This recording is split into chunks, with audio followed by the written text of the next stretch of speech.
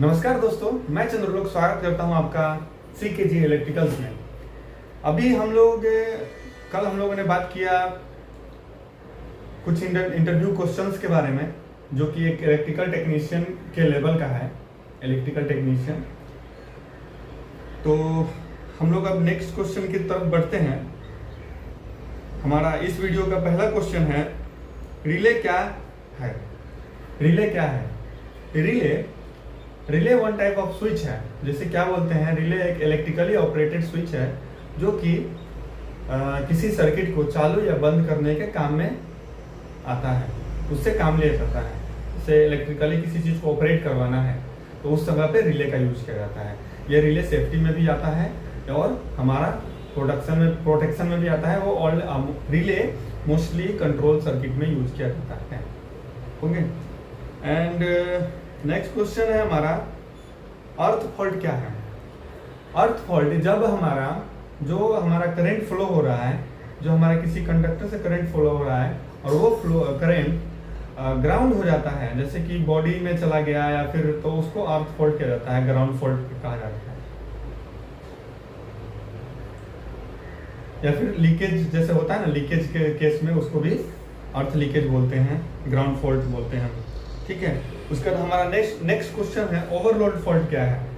जब हमारा सिस्टम में रेटेड करंट से ऊपर जाता है उसको ओवरलोड बोलते हैं, ओवरलोड करंट बोलते हैं, ओवरलोड फॉल्ट बोलते हैं। जैसे किसी आदमी का कैपेसिटी रहता है कि हाँ तू भाई 5 किलो लेके जा सकता है, ठीक है, 5 किलो अपने सर पे रख के लेके जा सकता है, और उसको डाल दो उसके सर पे 10 किलो, तो हो सकता है कि वो 1-2 मिनट तक होल्ड कर सकता है। लेकिन अगर किसी को चलना है तो जिसका कैपेसिटी 5 किलो है उसको 10 किलो आगे चल सकता है क्या? नहीं ना, तो वो वहीं गिर जाएगा, है ना। तो उसको क्या बोल देंगे? ओवरलोड कर दिया।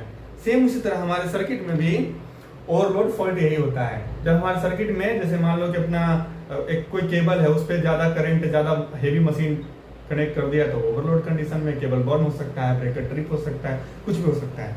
ठीक है, उसके बाद हमारा नेक्स्ट क्वेश्चन है, शॉर्ट सर्किट क्या होता है?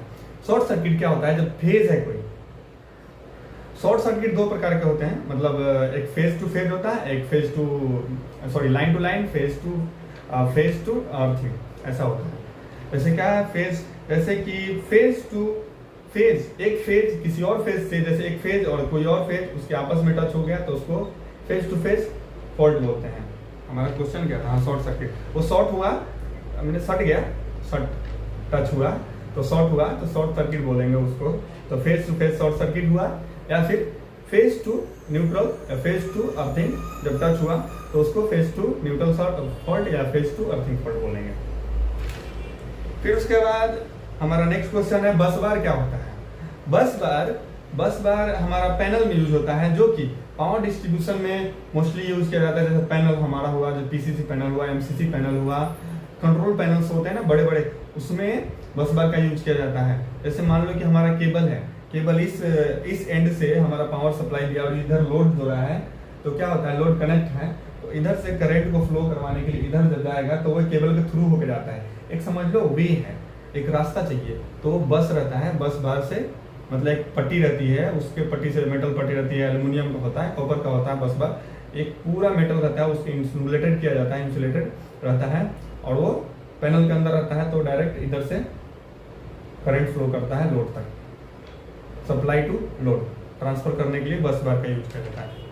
उसके बाद हमारा नेक्स्ट क्वेश्चन है, आइसोलेटर का काम क्या है?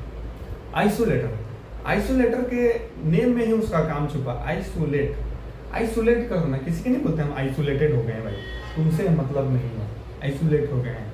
तो आइसोलेटर का काम ही यही है कि जब कोई सप्लाई, मान लो इस तरह से हमारे, जैसे नॉर्मल अपने लोगों ने गाँव में देखा होगा ना, एक रहता है, बोलते हैं जंपर, ऐसे रहता है, तो करंट जा रहा है, पावर चालू है, लाइट कट गया, तो चाहे लाइट काटना है, किसी को ट्रांसफार्मर मेंटेनेंस करना है या कुछ भी करना है ना, तो आइसोलेटर ओपन कर देगा।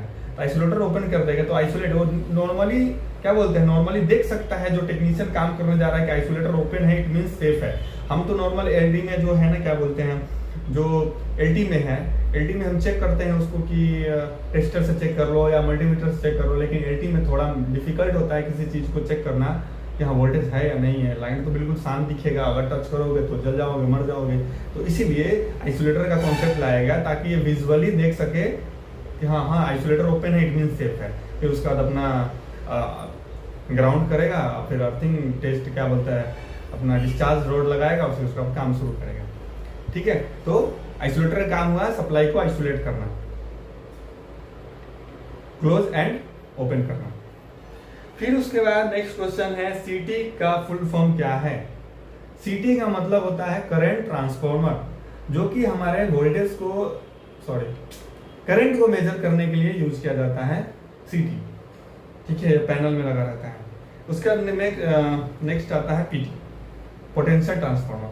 पोटेंशियल ट्रांसफार्मर क्या होता है कि ये पोटेंशियल ट्रांसफार्मर वोल्टेज को मेजर करता है, जस्ट लाइक अ वोल्टमीटर। जैसे नहीं होता सीटी में, जैसे करंट मेजर करने के लिए ए मीटर यूज करते हैं ना, जैसे करंट शो करता है, किसी मीटर में देखा होगा आपने, पुराने स्टेबलाइजर में ऐसे ऐसे रहता है, वोल्टेज शो करता है। फिर कहीं कहीं देखा होगा जैसे कि अपने 10 टूट वाला आता है ना, कि स्टेबलाइजर ले रहे तो उसमें करंट ऐसे शो करता है। तो वो सीटी का काम होता है, वो सीटी अंदर लगा रहता है, छोटा रहता है। लेकिन जब इंडस्ट्री में आओगे तो छोटा से काम नहीं चलेगा ना, वहाँ बड़ा बड़ा करंट रहता है, तो स्पेशल लगाया जाता है सीटी। और सीटी से एक डिजिटल मल्टीमीटर सेट किया जाता है, जैसे मल्टी फंक्शनल मीटर रहता है, तो उसमें शो करता है वोल्टेज लेवल। उसका भी एक रेशियो रहता है, वो हम नेक्स्ट टॉपिक में बात करेंगे। पीटी में भी, अगर पीटी में भी आए तो सेम पीटी पोटेंशियल ट्रांसफॉर्मर है। ये दोनों ट्रांसफॉर्मर है वन टाइप ऑफ, ये मेजरिंग ट्रांसफॉर्मर में आता है। ठीक है, तो समझ गए सीटी का मतलब और पीटी का मतलब। पीटी का मतलब पोटेंशियल ट्रांसफॉर्मर, सीटी का मतलब करंट ट्रांसफॉर्मर। ओके, सीटी करंट मेजर करता है और पीटी वोल्टेज मेजर करता है। ओके, एंड देन क्वेश्चन है मेगर किस लिए यूज होता है। मेगर एक इंसुलेशन रेजिस्टेंस टेस्टर है, जिसमें हम केबल के मोटर को ट्रांसफॉर्मर का मोटर का इंसुलेशन चेक करने के लिए यूज करते हैं। और इसका वैल्यू हमेशा 1 ओम से ज्यादा होना चाहिए। अरे तो नेक्स्ट क्वेश्चन लिखाया, तो कोई ना। नेक्स्ट क्वेश्चन क्या है कि मेगर वैल्यू कितना होना चाहिए जनरली। तो जनरली मेगर वैल्यू 1 ओम से अबव होना चाहिए। ठीक है, तो उसको गुड वैल्यू माना जाएगा मेगा ओम से ऊपर। उसके बाद अर्थिंग का पर्पस क्या है।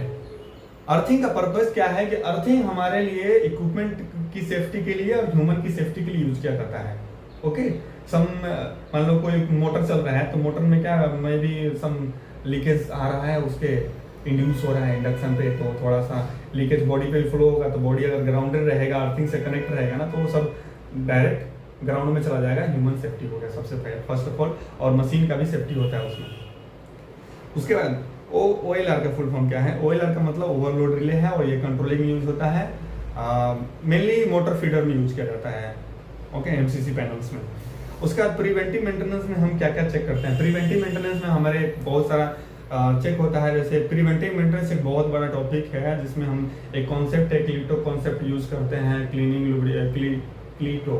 Cleaning, inspection, LO, lubrication, operation and tightness like this all है, और सब ऑल थिंग्स आता है, जिसमें हम चेक करते हैं नॉर्मली कि हाँ हमारा प्रिवेंटिव मेंटेनेंस इसलिए करते हैं कि किसी भी अनवांटेड ब्रेकडाउन को प्रिवेंट करने के लिए हम प्रिवेंटिव मेंटेनेंस करते हैं। ओके, और यही हमारा आज का भी क्वेश्चन खत्म होता है।